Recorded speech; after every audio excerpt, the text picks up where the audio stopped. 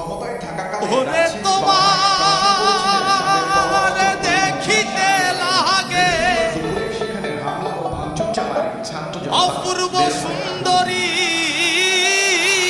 নোয়াখালীর কোম্পানিগঞ্জের এই বাড়িটি ওবায়দুল কাদেরের। বলি তোমার দেখিতে লাগে সেখানে ভাঙচুর করা হয় আরেক ভাই ওরে অপূর্ব সুন্দরী ঝালকাঠিতে ঘুরে তোমার মনে ছাই